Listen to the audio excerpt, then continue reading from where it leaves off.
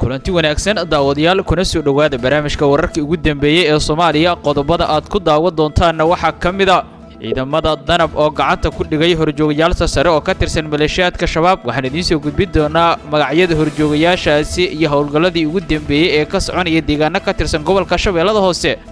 dawladda Qatar oo ka shaqaynaysa dib u bilaabida wadahadaladii Soomaaliland iyo Soomaaliya iyo madaxweynaha Soomaaliland Cabdiraxmaan Cirro oo gaaray dalka Qatar Eritrea iyo Ethiopia oo qarka u saaran inuu dagaal ka dhex qarxo iyo xukuumadda Afwerki uu hogaamiyo oo hanjabaadii ugu dambeysay u dirtay dhinaca xukuumadda Abiy Ahmed iyo wararkii ugu dambeeyay gudoomiye Aadan Madoobe oo farageliyay khilaafka u dhaxeeya lafta garaan iyo Xasan Eelay oo gilgilay deegaanada Koonfur Galbeed ee xilli laga cabsi qabo in labada nin uu dagaal ku dhex maro magaalada Baydhabo qodobadaas oo faahfaahinaya saaxiibayaal ku daawan doontaan barnaamijkeena intii hawada ku jiro balse daawada haddii aad ku cusub tahay muuqaalkan like dhe sidoo kalena kanaalkan subscribe dhe kana mid noqo saaxiibada halkan ku xiran ee mar walba hela xogaha iyo wararka halkan aan ku soo tabino aynu ku bilownay wararka naga soo gaaraya gobolka Shabeellada Hoose waxay sheegayaan in ciidamada sida gaarka u tababaran ee Danab ay howlgal qorshaysan ka furiyeen deegaano ka tirsan degmadaasi isla markaana uu guul ku soo dhamaaday howlgaladaasi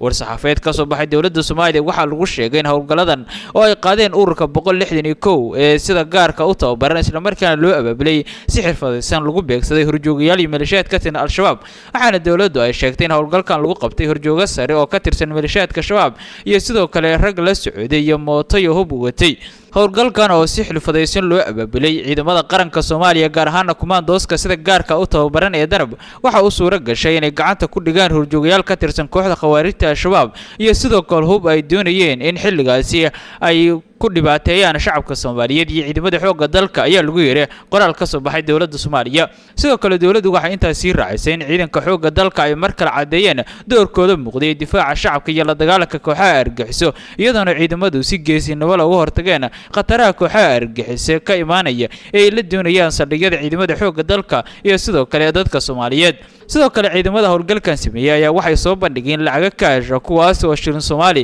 isla markaana lagu qabtay horjoogayaashaasi xilliga la qabanayay isla markaana waxay dawladdu sheegtay in doonayeen in lacagahaasi ay u isticmaalaan laaluush iyo sidoo kale dhaqid iyo suuqa madow xaaladda ayaa weli kacsan waxaana dhaqayo ciidan oo iska soo horjeeda laga dareemayaa inta badan qayb badan oo kamid ah gobolka Shabeellada Hoose waxaana howlgalkan uu ka qaybiyo gulufka dawladda Soomaaliya ay ugu magac dartay duufaanta aamusan kaasi oo ka bilowday deegaano ka tirsan gobolka Shabeellada Dhexe iyadoo ciidamada dawladda Soomaaliya iyo kuwa midowga Afrika ay suurta gashay inay gacanta ku dhigaan deegaano badan oo ka tirsan gobolka Shabeellada Hoose isla markaana isku balaadhiyaan qamiisii ay ahayd markii ciidanka xoogga dalka oo kaashanaya kuwa midowga Afrika gaar ahaan ciidamada Uganda ay la wareegeen gacan ku haynta deegaanada Sabiib Yacaan oo kadib markii dagaalo qaraar ay halkaasi ka dhaceen toddobaadii xiriira dawladda Soomaaliya waxay sheegtay in dagaaladaasi lagu jabiyay maleeshiyaadka u badnaa waxaana sidoo kale hadda dawladda Uganda ay sheegtay in howlgaladaasi looga dilay in ka badan 7 askari oo ka tirsan ciidamada Uganda dhinaca kale abaabul xoogan waxa uu ka socdaa deegaano ka tirsan gobolka Shabeellada Hoose iyadoo sidoo kale taliyaha ciidanka dhulka ee dawladda Uganda uu soo gaaray Soomaaliya isla markaana uu tagay deegaanada Bariire iyo sidoo kale saldhigyada ciidamada Uganda ay ku leeyihiin gobolka Shabeellada Hoose waxaana halkaasi laga filayaa in ciidamada Uganda ay sameeyaan dhaqaaqyo xoogan oo ay ku taageerayaan kuwa militariga Soomaaliya si maleeshiyaadka al-shabaab looga qabto deegaanada Awdhiigle sidoo kale Bariire oo ka tirsan gobolka Shabeellada Hoose waxaana deegaanadani ay maleeshiyaadka shabaab u gacan galeen kadib markii maleeshiyadu ay guruf balaaran ku qaaday deegaanada ku hareeraysan caasimadda Soomaaliya ee Muqdisho si kastaba ha howlgaladan waxay ka qayb yihiin howlgalada dawladda Soomaaliya ay doonayso inay dalka ka nadiifiso maleeshiyaadka shabaab waxaana ciidamada dawladdu hadda ay sameeyeen howlgalo balaaran iyo isbalaarin xoogan oo ay ka sameeyeen deegaanadii maleeshiyaadka shabaab ay dib u qabsadeen bilii ugu dambeeyay ciidanka xoogga dalka iyo kuwa deegaanka dhawaan waxa uu suura gashay inay isku fidiyaan gobolka Shabeellada Dhexe isla markaana ay gacanta ku dhigaan deegaanka muhiimka ah ee Masaajid Cali Guduud waxaana tali ay noqotay yidiilo xoogan oo ay dawladda Soomaaliya ugu magac dartay duufaanta aamusan isla markaana la doonayo in maalmaha soo socda gacanta loogu dhigo deegaano ka tirsan gobolka Shabeellada Hoose iyo sidoo kale Shabeellada Dhexe dhegeystayaal qodobo kale xasaasi ayaa noo soo socda balse daawada haddii aad ku cusub tahay muuqaalkan like dhe sidoo kale kanaalkan subscribe dhe kana mid noqo saaxiibada halkan ku xiran ee mar walba hela xogaha iyo wararka halkan aan ku soo tabino dawladda Qatar ayaa dib u bilaabaysa in Soomaaliland iyo Somaliland ay bilaabaan wadahadal toos ah oo ku aadan sidii dhinacyadu ay ugu heshiin lahaayeen nidaamka gooni-goosadka ee Somaliland dawladda Qatar ayaa markan waxay bilowday inay dib u furto wadahadaladii Somaliland iyo Soomaaliya kuwaas oo ay dawladda ay maamulka Somaliland jareen kadib markii khilaaf xooggan uu soo kala dhex galay filla Soomaaliya iyo sidoo kale Hargeysa. madaxweynaha maamulka Somaliland Cabdiraxmaan Ciro iyo wafdi hogaaminayo ayaa gaaray magaalada Dooxa ee caasimadda dalka Qatar halkaas oo ay ka bilaabi doonaan booqasho xooggan oo ay la kulmi doonaan madaxda ugu sarreysa dawladda Qatar. waxaana la sheegay in safarkan Ciro uu ku tagay dawladda Qatar uu yimid kadib markii madaxweynaha Soomaaliya Xasan Sheekh Maxamuud uu ka codsaday dawladda Qatar inay soo dabaasho isla markaana dib u soo celiso wadahadaladii Somaliland iyo Soomaaliya. war-saxaafadeed ka soo baxay madaxtooyada Somaliland waxaa lagu sheegay in Ciro uu casuumaad rasmi ah ka helay dhanka Qatar isla markaana uu la kulmi doono madaxda ugu sarreysa dalkaasi. madaxweynaha maamulka Somaliland Cabdiraxmaan Ciro waxa uu safar shaqo ugu ambabaxay dalka Qatar waxaana madaxweynuhu uu martiqaad toos ah ka helay madaxda dalkaasi ayaa lagu yiri qoraal ka soo baxay madaxtooyada Somaliland. xogo kale oo helna waxay sheegayaan in yeerista madaxweyne Ciro ee dalka Qatar ay daba socotay kadib dalab maalmo ka hor uu madaxweynaha Soomaaliya Xasan Sheekh Maxamuud u jeediyay dhinaca Qatar isagoona ka codsaday in dib loo bilaabo wadahadaladii labada dhinac ee Somaliland iyo Soomaaliya. wararka sidoo kale waxay sheegayaan in Qatar ay doonayso in ay dib u soo nooleyso wadahadaladii Hargeysa iyo Muqdisho isla markaana labada dhinac khilaafkooda la kala guro. madaxweynaha Somaliland Cabdiraxmaan Ciro ayaa sidoo kale waxa uu hadda ku sugan yahay dalka Qatar gaar ahaan magaalada Dooxa waxaana la filayaa inuu la kulmo madaxda ugu sarreysa dalkaasi si ay kala hadlaan arrimaha ku aadan go'aan-goosadka Somaliland. booqashada madaxweyne Ciro ee Qatar ayaa imaanaysa iyadoo madaxweynaha Soomaaliya Xasan Sheekh Maxamuud khudbad uu dhawaan ka jeediyay magaalada Muqdisho gaar ahaan 26 Juun dabaaldegeedii ayaa waxa uu ugu baaqay madaxda maamulka Somaliland inay ka shaqeeyaan si dib loogu bilaabi lahaa wadahadaladii u dhaxeeyay dawladda Soomaaliya iyo maamulka Somaliland si loogu soo celiyo dalka isla markaana dib loogu mideeyo. sidoo kale waxa uu intaas sii raaciyay madaxweynaha Soomaaliya Xasan Sheekh Maxamuud in dadka ku nool waqooyiga ay ku qancin doonaan midnimada isla markaana wax kasta oo ay miiska soo saartaan ay uga soo tanaasuli doonaan xitaa haddii ay doonayaan kursiga ugu sarreeya. madaxweynaha Soomaaliya Xasan Sheekh Maxamuud waxa uu muujiyay inuu doonayo in dalka dib la isugu soo celiyo isla markaana ay wax kasta uga tanaasuli doonaan sida ay dib ugu midoobi lahaayeen Somaliland iyo Soomaaliya. dhegeystayaal cabsi xooggan ayaa laga qabaa dagaal mar kale ka dhex qarxay Eritrea iyo Ethiopia kaasi oo gobolka u horseeda xiisad culus. Eritrea waxay jeedisay digniin xooggan oo u jeedisay dhinaca Arsabo iyadoo ku eedeysay xadgudub ka dhan ah madaxbannaanida dalka Eritrea. Eritrea waxay ku eedeysay dawladda Ethiopia inay fariimo diblomaasiyadeed u dirtay xogayaha guud ee qaramada midoobay Antonio Guterres iyadoo sheegtay in Ethiopia ay doonayso in ay Eritrea farta ugu fiiqdo isla markaana ay ku tilmaantay dal ay ka dhacaan xadgudubyo iyo sidoo kale afduubyo ka dhan ah bini'aadanimada. Eritrea tallaabada Ethiopia qaaday waxay ku tilmaantay mid been abuur isla markaana ah tallaabo xooggan oo ka dhan ah qarannimada dalka Eritrea iyadoo sheegtay in abaalkeeda ay marsi doonaan haddii Ethiopia ay doonto inay colaad horiso. bayaan ay soo saartay 26 Juun wasaaradda warfaafinta Eritrea waxa lagu sheegay in dawladda Ethiopia ay xoojisay ololaheeda diblomaasiyadeed maalmihii la soo dhaafay waxayna ku tilmaamtay fariimahaasi kuwa si cad uga hor imaanaya qarannimada dalka Eritrea iyadoo beesha caalamka ugu baaqday in aan rumaysan fariimaha ka imaanaya dhinaca Ethiopia.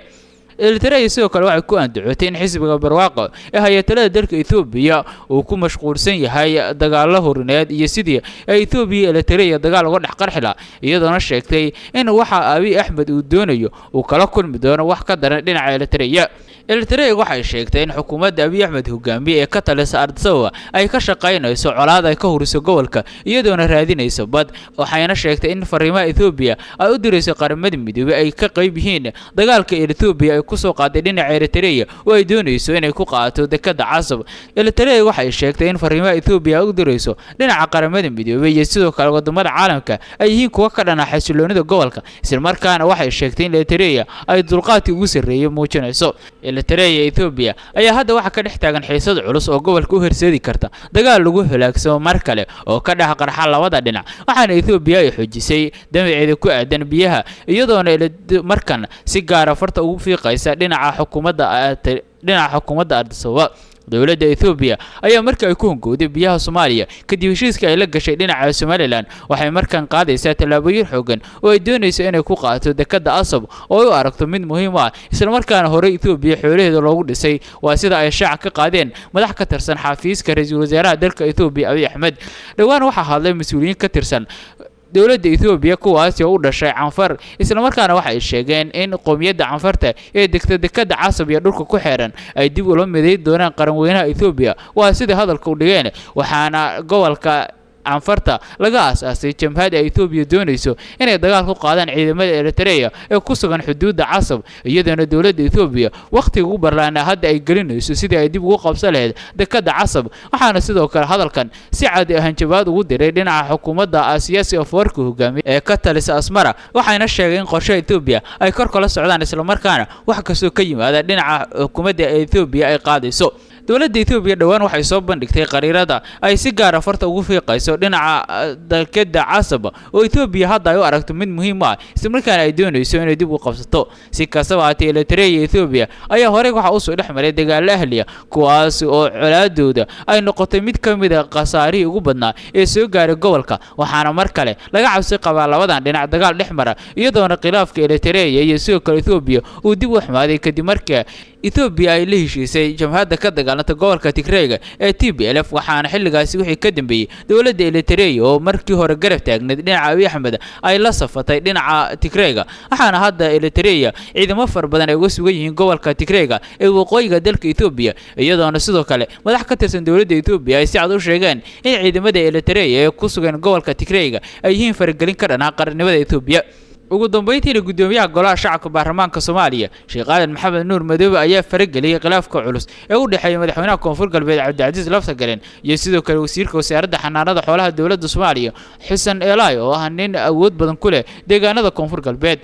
aadan Madoobe ayaa waxa uu sameeyay dadaalo dheeraad ah oo ku dhexdhexaadinaya labada nin oo markii hore ku dagaalamayay dhinaca Baydhabo kadib dhaaqyo culus oo iska soo horjeeda oo laga dareemay magaaladaasi aadan Madoobe ayaa waxa uu sameeyay dadaalo dheeraad ah oo ku dhexdhexaadinaya labada nin oo markuu dhawaaday inuu dagaal ku dhexmaro magaalada Baydhabo ee xarunta gobolka Baay kadib dhaaqyo xooggan oo iska soo horjeeda oo laga dareemay magaaladaasi gudoomiyaha baarlamaanka Soomaaliya waxa uu isku dayay inuu labada nin isku keeno isla markaana uu soo noqdo in la heshiisiyo labadan mas'uul oo hadda dagaal koodu ka taagan yahay deegaano ka tirsan Koonfur Galbeed waxaana labada dhinac isku hayaan dhinaca kursiga Laftagareen ma doonayo in siyaasi awood badan oo ciidamo far badan wato uu ku sugnaado magaalada Baydhabo sida aan xogaha ku helnay gudoomiye aadan Madoobe waxa uu isku keenay Laftagareen iyo Xasan Elay waxaana khilaafkooda laga dareemay in dhinacyadu lagu dhameeyo fil Hargeysa wararku waxa intaas ku sii daraya in haatan xiriirka Koonfur Galbeed iyo wasiirka xanaanada xoolaha dowladda Soomaaliya uu caadi u soo laabtay maadaama markii hore ay hayeen saaxiibo siyaasadeed oo isku dhow waxaana Xasan Elay